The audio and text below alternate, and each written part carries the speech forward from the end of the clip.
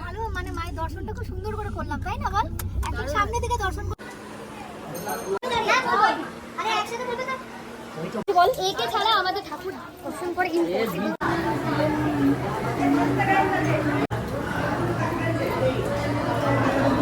ও আচ্ছা, বৃষ্টির মধ্যে একদিকে সিঁদুর ঢেলে ও ওয়াও,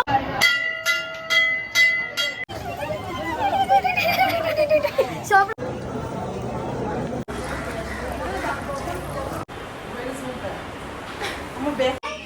আপনি ধরতে পারবেন না, যাবে কালীঘাট থেকে এক কোটি টাকা থেকে। বন্ধুরা এসে গেছি আরেকটা ব্লগে। তো আজকে কোথায় যাচ্ছি জানো? আজকে যাচ্ছি মায়ের দর্শন কালীঘাটে। তো জায়গাটা খুবই শান্তি, আর অনেক দিন ধরে ভাবছি যাব কিন্তু মা না ডাকলে কিন্তু কিছুই হয় না। তো যাই হোক, মায়ের ডাকে আমরা সবাই মিলে যাচ্ছি। কারা কারা যাচ্ছি এটা জানতে গেলে কিন্তু অবশ্যই ব্লগটা পুরোটা দেখতে হবে। ভোর যাবো এটাই ভেবেছিলাম, তো যেমন ভাবনা তেমন কাজ। এই ভোরই বেরিয়ে যাচ্ছি, অনেকটাই সকালই ছিল, খুব একটা না হলেও কিন্তু বেশ সকালই ছিল। চেষ্টা করেছিলাম যাতে 8টার মধ্যে আমরা কালীঘাট পৌঁছে যেতে পারি, কিন্তু আজকে এখানে একটা বন্ধ মতোই কিছু একটা ছিল, তো সেই কারণে পৌঁছাতে পারিনি। এই আমরা গাড়িতে উঠলাম, সোনু আমাদের নিয়ে যাচ্ছে, পেছনে মা আর বোন, দেন আসবে সিম্মি, ওর জন্য ওয়েট করছি। ও চলে এলে তারপরে আমার আরেকটাও বোনকে আমার নেওয়ার আছে, ও ভিল্লু, তো ওকে নিয়ে আমরা সবাই মিলে যাবো। এই যে সিম্মি এসে গেছে, পেছনেও বসে আছে। আমার তো শ্যাম্পু করতে অর্ধেক সময় চলে যায়, বরাবরই মাথা গরম করে সব সময়। আমি জানি যে র্যাপিডোতে আসছি। আরে র্যাপিডোতে কি ইয়ে মানে না, র্যাপিডো কোন করে কি তোর মিছিল মানে না, র্যাপিডো উপর কি মিছিল একদম মেরে যাবে ওদেরকে পানি পুড়িয়ে। হ্যাঁ বুঝতে পারছি, আমরা ঝগড়া করো, আমরা বুঝতে পারছি তোমরা বলতে কি চাইছো। কেন বলিস না, ওকে ডিটেইলসে 4বার বল, তারপর আমার প্রতি একটু সহানুভূতি ছিল, এই কথাটা বলে দিলাম। এবার তো সবার আগে থাকতে আমি খাবো, লিখে রেখে দেবে। আজকে পান থেকে চুন কষুক, আমি যদি না খেয়েছি যা। আরে না রে,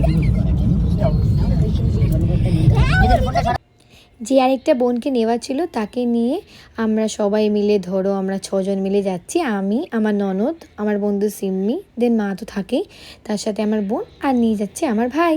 তো সবাই মিলে যাচ্ছি। কালীঘাটটা কিন্তু একদম আলাদা হয়ে গেছে জানো তো। এর আগে যখন এসেছিলাম তখন কিন্তু এসব কিছুই ছিল না, এখন দেখছি পুরো বদলে গেছে, অনেকটাই আলাদাই লাগলো।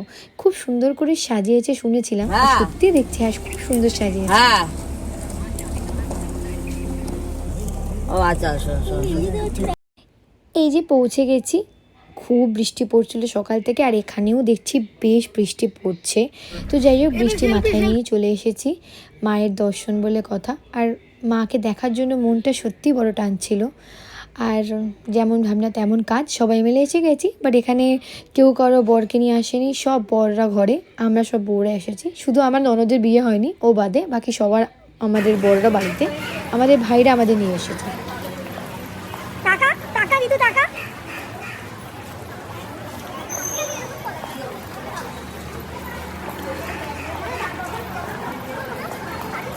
টাকা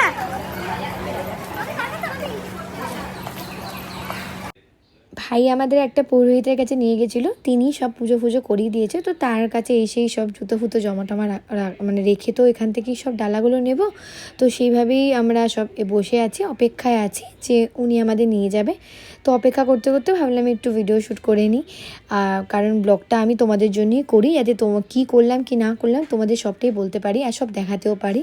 কেমনভাবে পুজো দিলাম, কি করলাম সবটাই তোমাদের বলবো, আর কতটা ভিড় ছিল সেটাও কিন্তু বলবো। কিছু বলবো, আমি আমার চোখে ব্যথা করছে, ওকে পেপার করতে দেখতে পাচ্ছি না আমি।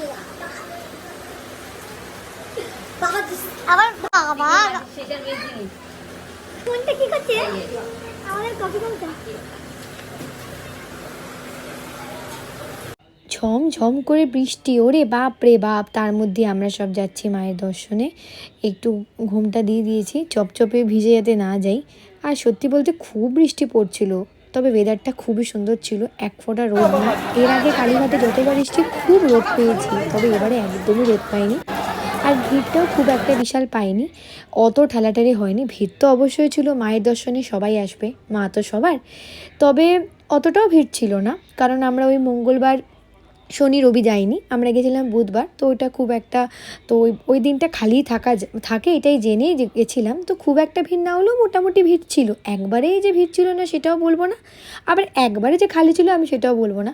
তো যাই হোক, এখানে এরপর কিন্তু আর কোনো ছবি তোলা এলাও না। আবার দেখা হবে পুজোর।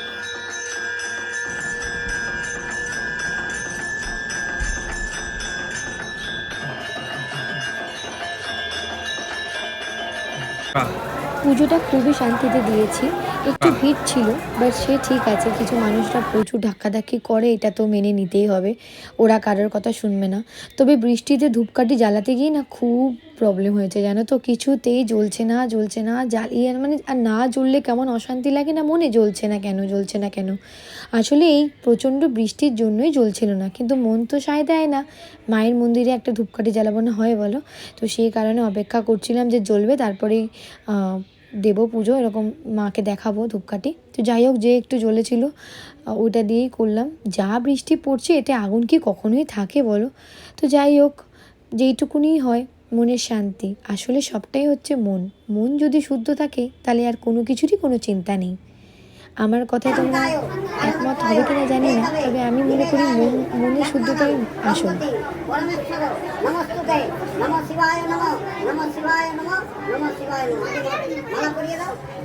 মালা পরিয়ে দিয়ে তারপর 3 বার জল ঢালো। নমঃ শিবায় নমঃ, নমঃ শিবায় নমঃ, নমঃ শিবায় নমঃ।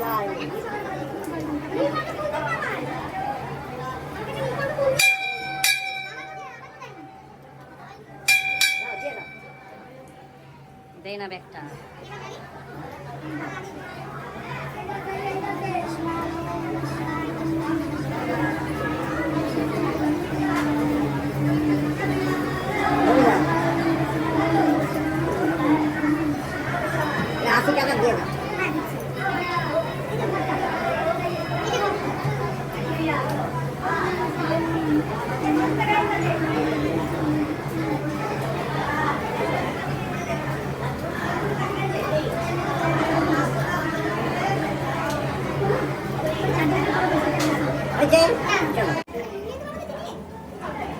বেলু টাকা, সবাই টাকা একবার।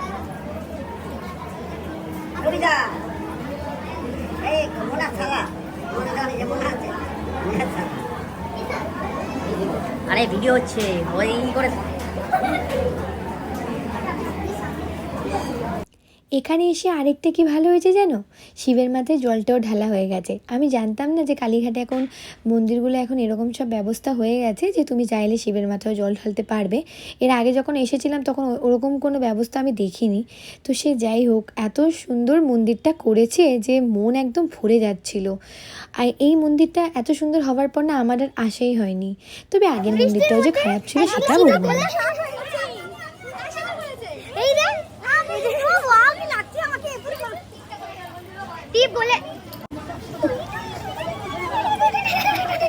সব রকমের এক্সপেরিয়েন্স হয়েছে। এর আগে যখন এসে তখন এত রোদ ছিল যে শেড দিতে হয়েছে, এবারে এত বৃষ্টি তাও শেড দিতে হয়েছে। কোনো কিছু বল, একে ছাড়া আমাদের ঠাকুর দর্শন করে ইম্পসিবল ছিল।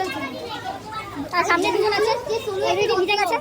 এই তুই কি বললি সোনুকে বল, সোনুকে কি বললি বল। কি বললাম না, ও সোন ভেল্লুকে খুব প্রশংসা করেছে। সোনু কি বলেছে? তুই এই যে আপনি ধরতে পারবেন না, যাবে কালীঘাট থেকে এক কোটি টাকা থেকে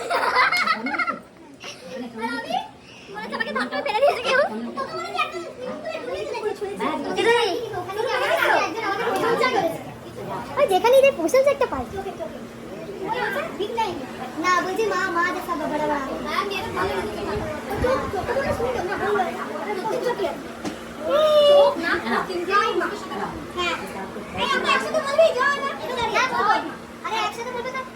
ওই তো মা সামনে চল রहा है। এই তো মা যেরকম ফটো এটা ওখানে ফটো না বল পোশাকটা এই সাতটা পুজো আর শোনো পোশাক আমি কাপড় কিছু খাবো না। খাবি না? না ওষুধ খাওয়া খাও। ও আচ্ছা খাও ঠিক আছে। উনি সমস্যা উনি 1 2 3 স্টার্ট। জয় মা।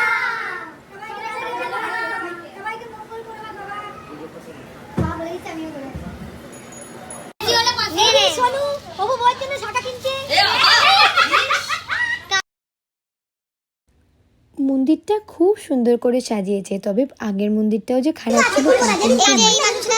মন্দিরটাও একটা আলাদাই ছিল। তবে মন্দিরটা সুন্দর করে সাজাতে সত্যি খুব ভালো লাগছে, অন্যরকম লাগছিল, খুব সুন্দর লাগছে। আর খুব সবাই মিলে খুব মজাও করলাম, খুব এনজয় হলো, মায়ের দর্শনও হলো। এই পুরো ভিডিওতে তোমরা আমার ভাইকে সেরকমভাবে দেখতেই পারোনি, কারণ ওই তো সব ভিডিওগুলো করছিল, তো সেই কারণে আর ওর সেরকম ফুটেজ নেওয়াই হয়নি। তো এবারে ভাবলাম যে একটু ভাইকেও নিই। ভাই না মানে ভাই যদি আমাদের না নিয়ে আসতো এইভাবে এত সুন্দরভাবে হ্যাসেল ফ্রিভাবে আমরা পুজো দিতেই পারতাম না। আর ভাইয়ের চেনা জানা লোকে আমাদের পুজো দেওয়া করিয়েছে, আর এত সুন্দর করে দেওয়া করিয়েছে যে তোমাদেরকে আর কী বলবো। এত সুন্দর করে ঠাকুরের দর্শন করেছি। ভিড় তো অবশ্যই ছিল, মাকে দেখবো ভিড় হবে না হতে পারে, কারণ মা তো সবার, সবাই তো আসবেই, এটা তো মেনে নিতেই হবে, তাই না? কালীঘাট আসবো, পুরি খাবো না হতে পারে বলো? তো যেমন ভাবনা তেমন কাজ, নিয়ে নিচ্ছি পুরি, আবার বরের জন্য একটু নিয়ে নিচ্ছি যাতে ও খেতে পারে। সব প্যাক করে নিয়েছে, বাড়িতে গিয়ে সব বড়রা বর বউগুলো মিলিয়ে খাবো, বুঝেছো? যতই না আসুক, ভালো তো আমরা বাসি না, তো সেই কারণে ওদের জন্য নিয়ে যাব। ওরা অপেক্ষা করছে পুরি।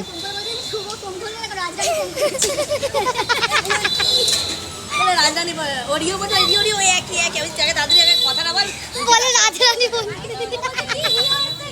আমি তো ওটা একই রাজধানী আবার মিন্নু টাকা হয়ে গেছে আমরা পরিবার একটা আছি আমি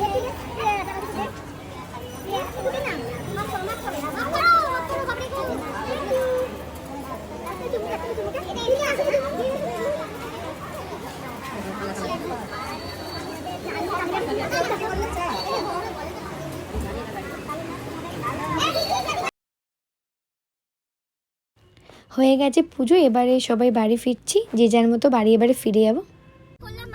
হ্যাঁ এবার বলো। শান্তি লাগছে, ভালো মানে মায়ের দর্শনটা খুব সুন্দর করে করলাম, তাই না? বল একদম সামনে থেকে দর্শন করলাম, আর আমি এই নিয়ে অনেক আনন্দ হলো।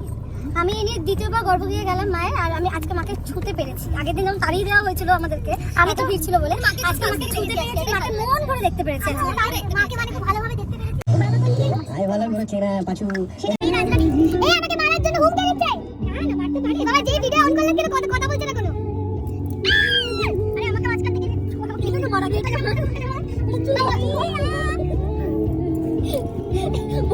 বোন বিলাক মেরে বলকে তোরা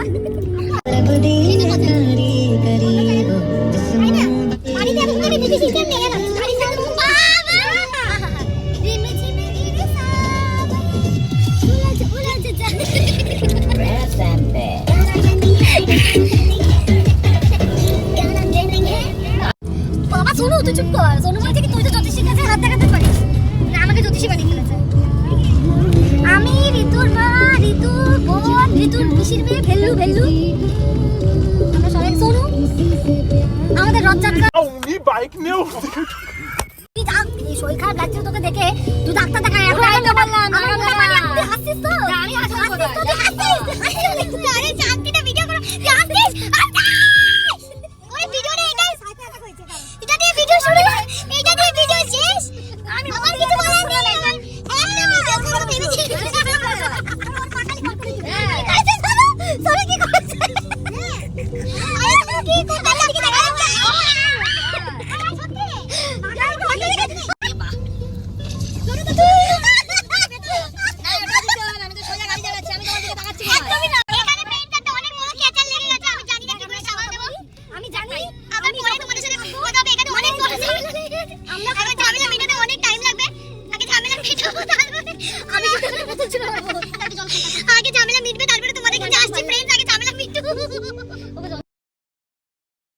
এখানে সব বন্ধুদের মধ্যে চলছে বিশাল মারপিট, ঝামেলা, ঝগড়া। সত্যি আমরা কিন্তু এরকমভাবেই চলি, জানো তো, আমাদের বন্ডিংটা এরকম। আমাদের মানে মারপিট, ঝগড়া, ঝামেলাও মজা করতেই হয়। তো যাই হোক, হয়ে গেল, এবারে ফিরছি বাড়ি। দিনটা খুব ভালো কাটলো, আর সাথে যদি সব নিজের লোকরা থাকে তাহলে তো মজা আরও ডবল হয়েই যায়। তাই বাড়িতে এসেও দেখলাম মেঘলা, এক ফোঁটা রোদ ওঠেনি, আর এই কদিন ধরে রোদ উঠছেও না। তো যাই হোক, লাল পাড় সাদা শাড়ি আমার সারা জীবনই খুব প্রিয়, তবে বিয়ের আগে খুব একটা পরতে পারতাম না। একটু মা বলতো যে লাল পাড় সাদা শাড়ি একটু মানে বিবাহিত মেয়েরাই বেশি পরলে ভাল লাগে। তো এখন তো বিয়ে হয়ে গেছে, তো নো টেনশন, নো চিন্তা, লাল পাড় শাড়ি আমি ভরে পরি, এবং আমার অনেক আছেও। আর বিয়েতেও যেন অনেক উপহার মানুষ দিয়েছে আমাকে, যেহেতু আমি পছন্দ করি তাই। তো তো এখানে আমরা করছি একটু নিজেরা শ্যুট। আর আমরা তো হচ্ছি পাগল, তাই না বলো? আর আমরা যেহেতু পাগল, তো একটু পাগলামি আমরা করতে ভালোবাসি, কি বলো? যে খুব সুন্দর করে ঠাকুর দর্শন সকালে কিছুই তো খেয়ে এবারে যায়নি। আর ভাবলাম ফিরে একটু এসেও আর কিছু করি। খেতে ইচ্ছা করছিল না, তো ভাবলাম একটু প্রসাদই খেয়ে নিই। আর প্রসাদে প্যাড়া না আমার ভীষণ ভালো লাগে, জানো তো। তো এই কারণে একটু প্রসাদে প্যাড়া খেয়ে নিচ্ছি। প্রথমে একটু মায়ের সিঁদুর পরে নিলাম, একটু পলাতে লাগিয়ে নিলাম, শাখা পলাতে লাগাতে হয়। তারপরে একটু প্রসাদ খেয়ে নিলাম। আর আমার মতো কে কে আছে যে প্যাড়া খেতে ভীষণ ভালোবাসে আমাকে অবশ্যই জানিও। প্যাড়া আমার অল টাইম ভীষণ প্রিয়। আবার দেখা হবে নেক্সট ব্লগে। আজকের এই ব্লগটা এখানেই থাক, আবার দেখা হবে নেক্সট ব্লগে। খুব তাড়াতাড়ি আসবো নতুন ব্লগ নিয়ে। ততক্ষণ পাশে থাকো, এইভাবে সাপোর্ট করো, আর সাবস্ক্রাইব করতে কিন্তু ভুলবে না। যারা যারা করবে তারা করবে, ভুলবে না কিন্তু। বাই।